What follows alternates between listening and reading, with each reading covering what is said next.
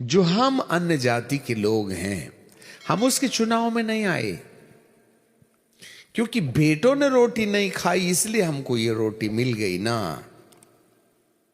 तो उसने हमको लड़की भेड़ बना दिया, हम मेमने हो गए। इजरायली मेंढा है और नए नियम की कलीसिया भेड़ है। और पुराने नियम की कलीसिया को माफ कीजिएगा, अंजीर के पेड़ से जोड़ा गया है। और यीशु अंजीर के पेड़ के पास गया और उसने पत्तों को छोड़ और कुछ नहीं पाया, इसलिए वो सूख गया। ये यहूदी और इजरायली समुदाय की ओर इशारा है। परंतु नए नियम की कलीसिया को उसने अंगूर की बेला के रूप में पहचाना है। अच्छी दाखलता मैं हूं और मेरा पिता किसान है, और तुम डालियां हो जिसमें अंगूर लगते हैं। अंजीर और अंगूर, लड़का भेड़ और लड़की भेड़, मेंढा और भेड़ है। जहां कहीं मेंढा की बात आती है तो वहां पर इजरायली समुदाय के लोग हैं। आपको मालूम होवे, जब परमेश्वर पिता ने इब्राहिम को दर्शन दिया और इब्राहिम बाबा ने उनसे पूछा कि हे प्रभु, मैं कैसे जानूंगा कि तू मुझे संतान देगा? लूत तो मुझे छोड़ के चला गया, अब मेरी आशा एलियाजर पर रही, घर का नौकर। तब एलियाजर की ओर आशा लगा करके इब्राहिम ने अपने परिवार का मुखिया ठहराने का विचार किया। तब परमेश्वर ने कहा, ना ना ना ना, ये एलियाजर तेरे घर का मुखिया नहीं होगा, वरन मैं तुझ में से ही एक ऐसा बालक उत्पन्न करूंगा जो तेरे वंश को चलाएगा। तब उत्पत्ति की किताब और उसका 15वां अध्याय, उसको थोड़ा पढ़ जैसे लेंगे, ठीक है। बुक ऑफ जेनेसिस चैप्टर 15 है। इन बातों के पश्चात यहोवा का यह वचन दर्शन में अब्राम के पास आया, हे अब्राम मत डर, तेरी ढाल और अत्यंत बड़ा फल मैं हूं। अब्राम ने कहा, हे प्रभु यहोवा, मैं तो निर्वंश हूं और मेरे घर का वारिस यहीं दमिश्की एलियाजर होगा, सो तू मुझे क्या देगा? अब्राहम ने कहा, तुझे तो माफ कीजिएगा, अब्राहम ने कहा, मुझे तो तूने वंश नहीं दिया, और क्या देखता हूं कि मेरे घर में उत्पन्न हुआ एक जन वारिस होगा। तब यहोवा का यह वचन उसके पास पहुंचा कि यह तेरा वारिस ना होगा, तेरे जो निज पुत्र होंगे वही तेरे वारिस होंगे। उसने उसको बाहर ले जाकर के कहा, आकाश की ओर दृष्टि कर, तारा को गिन, क्या तू गिन सकता है? फिर उसने कहा, तेरा वंश ऐसा ही होगा।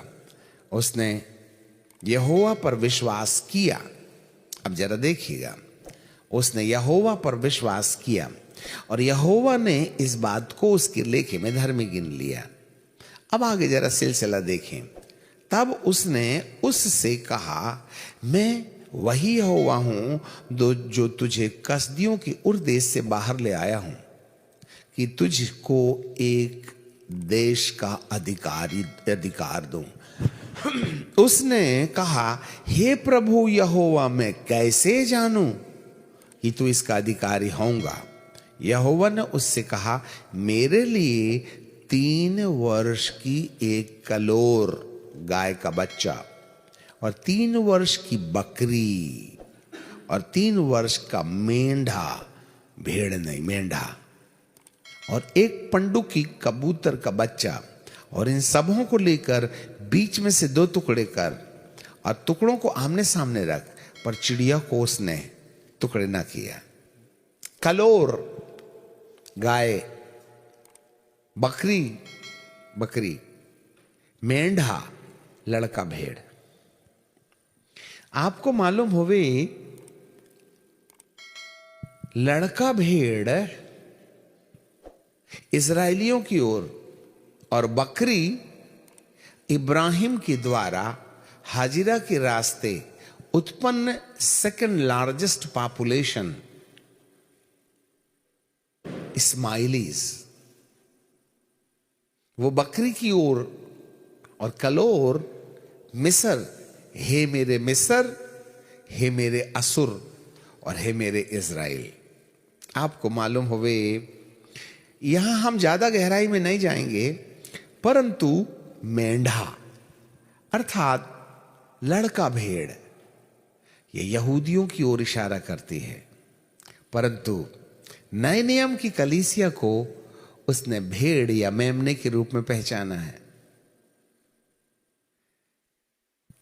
इजराइली अंजीर हैं और नए नियम की कलीसिया अंगूर है। अंजीर और अंगूर, लड़का भेड़ और लड़की भेड़। और लड़की भेड़ जो है उसके सींग नहीं होते हैं। अब फिर से अपने विषय में आ जाएं। प्रकाशित वाक्य की किताब और उसके 14वें अध्याय में, और मैंने दृष्टि की और देखो मेमना सियोन के पहाड़ पर खड़ा है और उसके साथ 1,44,000 जन, जिनके माथे में उसका अर्थात परमेश्वर का और उसने यीशु का और उसके पिता का नाम लिखा हुआ है। वाह, एक बड़ी भीड़ है, मेमनों की भीड़ है। यस, ये है कलीसिया। अब 1,44,000 जो लोग हैं वह यहूदी समुदाय में से आए हुए मेंढे हैं।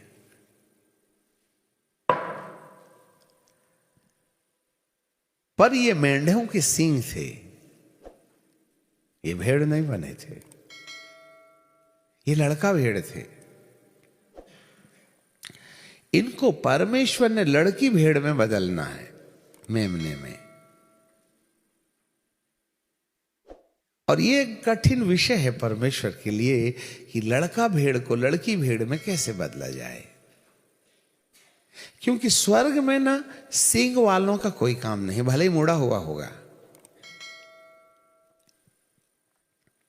इसके लिए मेरा प्रभु इन्हें 7 साल के महाक्लेश काल में छोड़ देगा,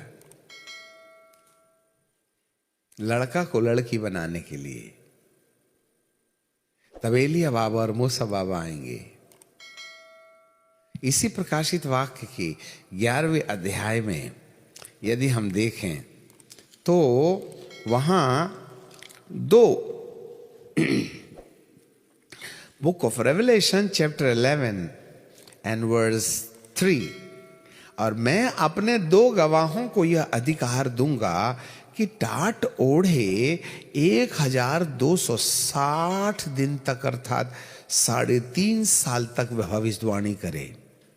ये वे हैं जो जैतून के 2 पेड़ हैं, 2 दीवट हैं, जो पृथ्वी की प्रभु के सामने खड़े रहते हैं।